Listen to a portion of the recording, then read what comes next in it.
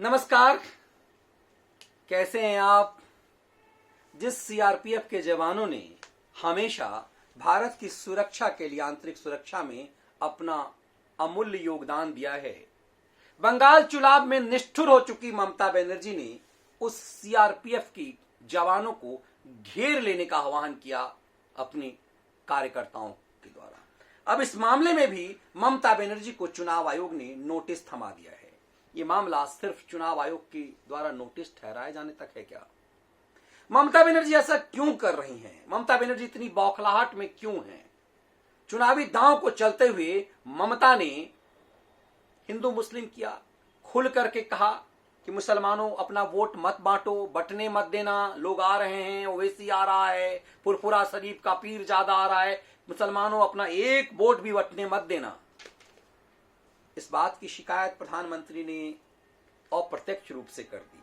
कहा कि मुझे नहीं पता चुनाव आयोग ने इस मामले में ममता बनर्जी के खिलाफ कोई कार्रवाई की है या नहीं की है, लेकिन मैंने यदि ऐसा कुछ कहा होता तो चुनाव आयोग मुझ पर कार्रवाई कर दिया होता। चुनाव आयोग ने इसे गंभीरता से लिया। ममता बनर्जी को नोटिस गया।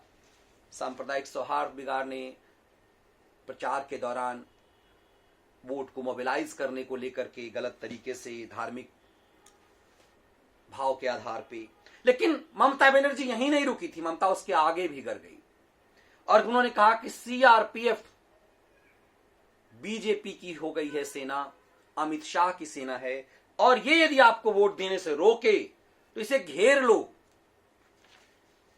ममता बनर्जी के इस बयान पर चुनाव आयोग ने उन्हें नोटिस दिया है, 48 घंटे के अंदर जवाब देना है।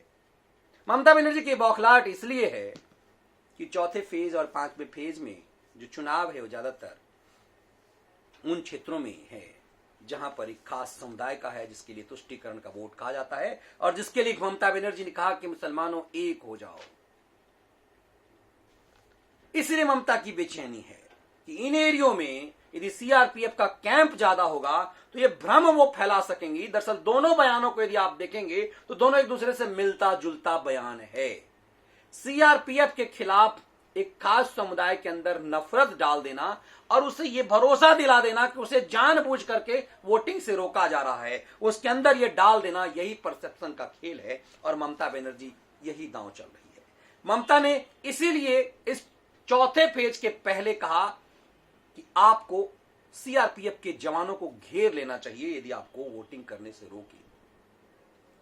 दरअसल यही भ्रम की स्थिति है और इसी के लिए सीआरपीएफ के खिलाफ इस तरह के बयान देने के लिए ममता बनर्जी के खिलाफ चुनाव आयोग ने नोटिस थमाया है। लेकिन क्या सिर्फ ये नोटिस का मामला है या ये यूएपीए के तहत भी मामला बनता है?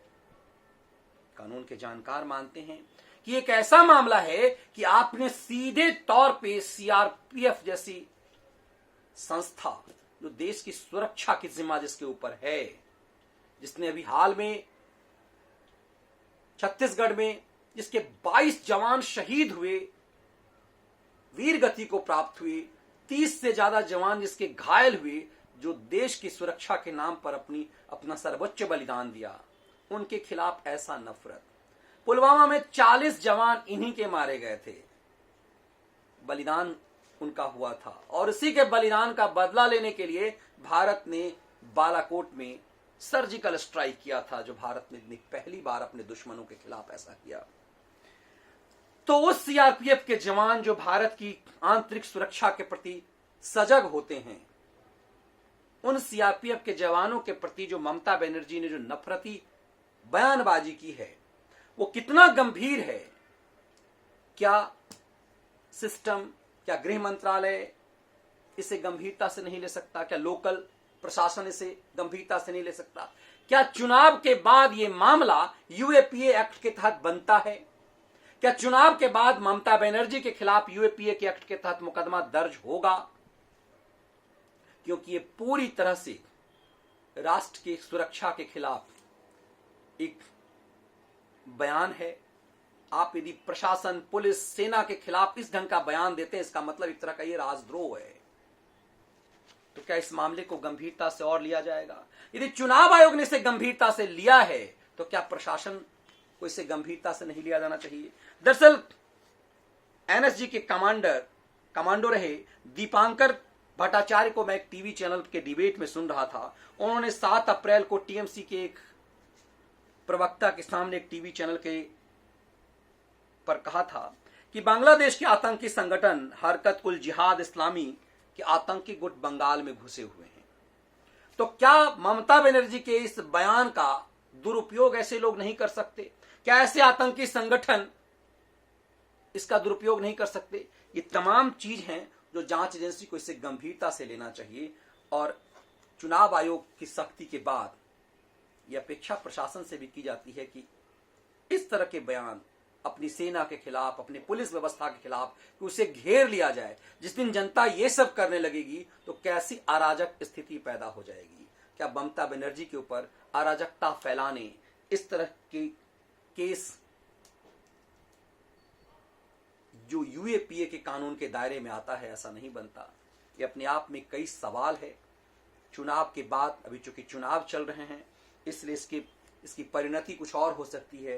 क्या चुनाव के बाद ये गंभीर मामला बनेगा, या फिर ये परंपरा हो जाएगी कि चुनाव के दौरान कोई भी नेता कुछ भी कह सकता है कि आप भीड़ उठा में आकर के सीआरपीएफ के जवानों को घेर लीजिए, आर्मी जो कैंप कर रही है उन्हें घेर लीजिए, ताकि वहां रिएक्शन में तो पुलिस हाथ पे हाथ धर के बैठेगी नहीं, सीआरपीएफ के जवान तो हाथ पर हाथ धर के बैठेंगे नहीं। सीआरपीएफ को इसीलिए वहां लगाया गया चुनाव के दौरान ताकि वो बोगस वोटिंग ना हो सके, किसी ढंग की हिंसा ना हो सके। तो क्या इस तरह के बयान नेताओं के द्वारा प्रोवोक करने के लिए सीआरपीएफ जवानों को, कि ताकि भीड़ यदि सीआरपीएफ जैसी संस्था पर हमला करेगी तो उसके रिएक्शन में गोलियां चलेंगी, कुछ हत्याएं होंगी, कुछ मौत होगी और इसके बदले अराजकता पैदा किया जाएगा? क्या ये राजनीति का एक बड़ा षड्यंत्र है? ऐसी उम्मीद की जानी चाहिए कि इससे गंभीरता से प्रशासन लेगा, ताकि इन फ्यूचर कोई भी पॉलिटिकल पार्टी का नेता चुनाव के लालच में वोट की गोलबंदी के लिए सेना और सीआरपीएफ जैसी संस्था, पुलिस या व्यवस्था के खिलाफ इस तरह का बयान ना दे।